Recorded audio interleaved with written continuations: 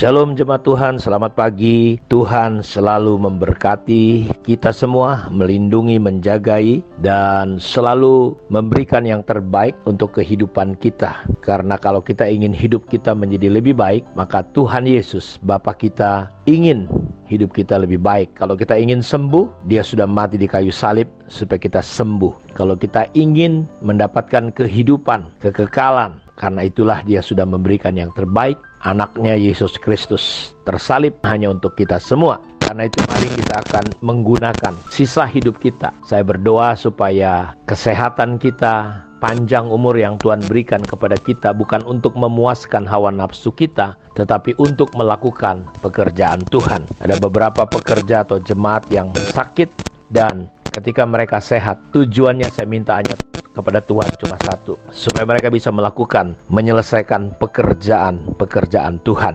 Karena itu mari kita akan kembali belajar tentang kerajaan surga dalam berbagai perumpamaan. Dan menarik sekali di ayat-ayat berikutnya di Matius 13, setelah kita belajar kemarin tentang ragi dan biji sesawi. Kerajaan Allah seperti ragi dan biji sesawi yang kecil, tidak kelihatan, tetapi akan berdampak besar ketika kita mengerjakan yang kecil tetapi dalam prinsip kerajaan surga. Dan sebelumnya kita sudah belajar tentang lalang dan gandum. Dan di ayat selanjutnya ini Tuhan Yesus menerangkan. Jadi sebelum kita masuk kepada perumpamaan yang lain, Tuhan Yesus menerangkan.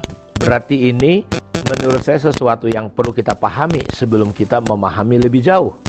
Karena di sini Dia menerangkan dengan detail, dengan jelas apa yang dimaksud dengan lalang dan gandum. Mari kita baca dari ayat 36 sampai 43 dari Matius 13. Maka Yesus pun meninggalkan orang banyak itu lalu pulang. Murid-muridnya datang dan berkata kepadanya, "Jelaskanlah kepada kami perumpamaan tentang lalang di ladang itu." Ia menjawabnya, "Orang yang menaburkan benih baik ialah anak manusia," maksudnya Yesus. "Ladang ialah dunia. Benih yang baik itu anak-anak kerajaan, dan lalang anak-anak si jahat. Musuh yang menaburkan benih lalang ialah iblis. Waktu menuai ialah akhir zaman, dan para penuai itu malaikat. Maka seperti lalang itu dikumpulkan dan dibakar dalam api, demikian juga pada akhir zaman. Anak manusia akan menyuruh malaikat-malaikatnya, dan mereka akan mengumpulkan segala sesuatu yang menyesatkan dan semua orang yang melakukan kejahatan dari dalam kerajaannya. Semuanya akan dicampakkan ke dalam dapur api. Di sana akan terdapat ratapan dan keretakan gigi. Pada waktu itulah orang-orang yang benar akan bercahaya seperti matahari dalam kerajaan Bapa mereka. Siapa bertelinga, hendaklah ia mendengar. Ketika Yesus menjelaskan ini, Dia berkata, barang siapa bertelinga, hendaklah ia mendengar.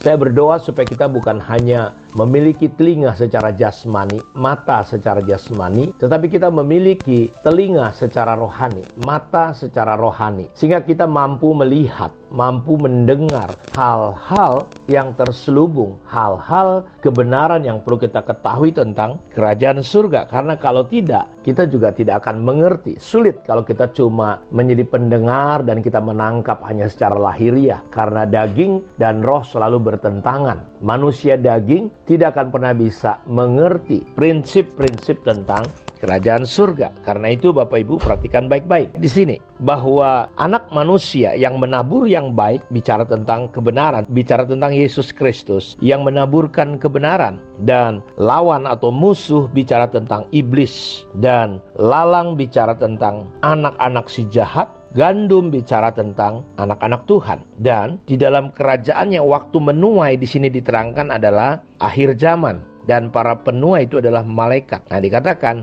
maka seperti lalang itu dikumpulkan dan dibakar dalam api, demikian juga pada akhir zaman akan ada pemisahan. Saudara perhatikan baik-baik. Ayat ini berkata, sesuatu yang menyesatkan dan semua orang yang melakukan kejahatan dari dalam kerajaannya. Jadi di dunia ini ada manusia rohani, ada manusia duniawi. Di gereja, di kekristenan, ada Kristen yang rohani dan juga ada Kristen yang duniawi. Tentu saudara, orang-orang Kristen yang hidup di dalam daging, yang terus melakukan kejahatan, terus membiarkan tipu daya iblis di dalam hidupnya, maka satu hari akan ada penuaian. Dan sekarang tidak boleh dicabut katanya. Ketika hambanya itu berkata, ayo kita cabut, nggak boleh, biarkan, karena nanti yang baik juga ikut tercabut. Karena itu menarik sekali di sini bahwa semua hal yang menyesatkan orang yang melakukan kejahatan dari dalam kerajaannya, semuanya akan dicampakkan ke dalam api. Di sana akan terdapat ratapan dan kertak gigi. Ingat Bapak Ibu, Alkitab mengatakan bahwa ada waktunya. Karena itu kita harus memahami, mengerti bahwa ada pemisahan yang jelas. Orang-orang yang terus hidup di dalam dosa, dalam kegelapan, tidak bertobat, cuma beragama tapi tidak hidup dalam pertobatan, tidak hidup menjadi manusia rohani dipimpin oleh roh, sehingga mereka tidak lagi menggenapi keinginan-keinginan daging, hawa nafsu, sihir, perseteruan, perkelahiran. Sudah cukup, kata Alkitab, waktu yang kita pergunakan untuk hidup dalam hawa nafsu. Mari kita hidup dalam pertobatan yang sungguh-sungguh, berbalik dan hidup dalam prinsip-prinsip dan nilai-nilai kerajaan surga. Dan Alkitab jelas mengatakan waktunya pasti akan datang. Anda tidak bisa menghindar. Karena itu rendahkanlah hati. Jangan sombong. Jangan hidup dalam hawa nafsu. Jangan hidup hanya mencintai dunia ini. Keinginan daging, keinginan mata, kesenangan hidup, kesombongan hidup. Ingat, apa yang kita tabur akan kita tuai. Akan datang masanya. Karena itu jangan cintai dunia ini. Jangan anggap diri kita lebih hebat. Jangan kebanggaan kita. Kata Paulus, hanya perkara-perkara lahiriah. Aku bisa juga membanggakan hal-hal lahiriah. Tapi ibadah yang benar, sunat yang benar, bukan kebanggaannya perkara-perkara lahiriah. Jadi saya mau ajak kita, mari kita mulai bisa memandang kekekalan, bahwa timingnya akan tiba, waktunya akan tiba. Kita semua harus menyiapkan diri kita, menguduskan diri kita, sehingga satu kali ayat yang terakhir berkata, pada waktu itulah orang-orang benar akan bercahaya seperti matahari dalam kerajaan Bapa mereka. Siapa bertelinga, hendaklah ia mendengar. Akan datang masanya, kegelapan akan semakin gelap, tetapi anak-anak terang akan semakin terang. Orang-orang yang berbuat najis akan semakin najis. Orang-orang yang kudus akan semakin kudus dan suci. Jadi kita lihat ada perkara yang kontradiksi sampai titiknya, timingnya, tiba waktunya. Tuhan akan datang menghakimi, memisahkan domba dengan kambing. Dan orang-orang itu berkata, kenapa kami di sebelah kiri? Kenapa kami di sebelah kanan sebagai domba? Tuhan berkata, sebab ketika aku lapar, ketika aku haus, ketika aku orang penjara, kamu melayani aku. Kambing-kambing di sebelah kiri berkata, kapan kami lihat Tuhan kau lapar? Apa saja yang kau enggak lakukan kepada orang yang paling hina ini, engkau tidak melakukannya kepadaku. Karena itu, mari